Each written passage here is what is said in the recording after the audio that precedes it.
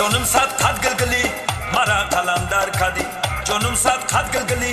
مرا قلندر کردی خانه در لبی جوی بار صد قد میشم نگاه خانه در لبی جوی بار صد قد میشم نگاه مرا ملامت کردی من مردم در غمات مرا ملامت کردی من مردم در غمات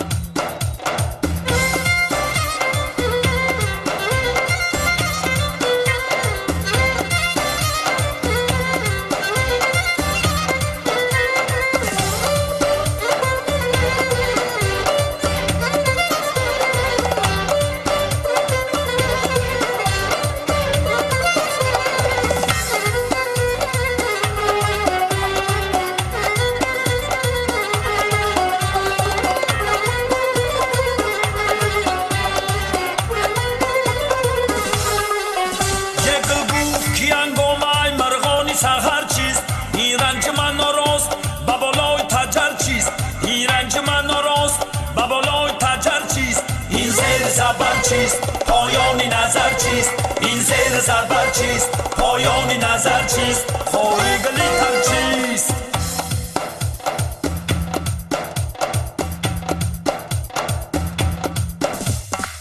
کرتتا بخمال کدی حسین تا پر پر کدی کرتتا بخمال کدی حسین تا پر پر کدی جانم صد قد گلگلی مرا قلندر کدی جانم صد قد گلگلی مرا قلندر کدی خانه در لبی جوی بار صد قد میشم نگاه خانه در لبی جوی بار صد قد میشم نگاه مرا ملامت کردی من مردم در غمات مرا ملامت کردی من مردم در غمات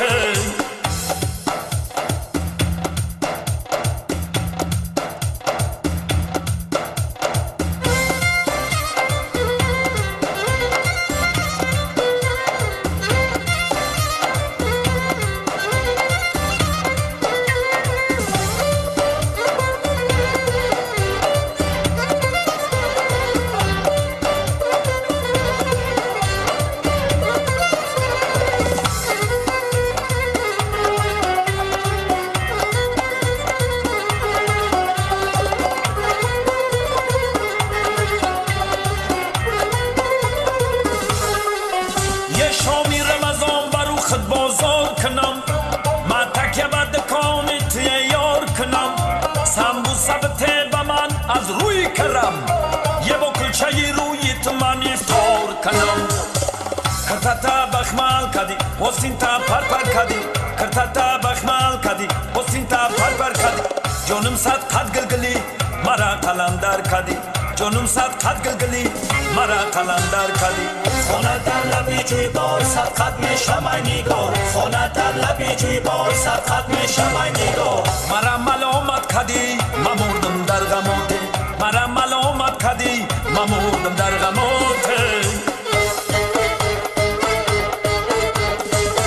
دیشب خانمی زیبا و خوابی من در آمد دیشب خانمی زیبا و خوابی من در آمد سوبیدم خستم زیجا خواب از یادم بر آمد سوبیدم خستم زیجا خواب از یادم بر آمد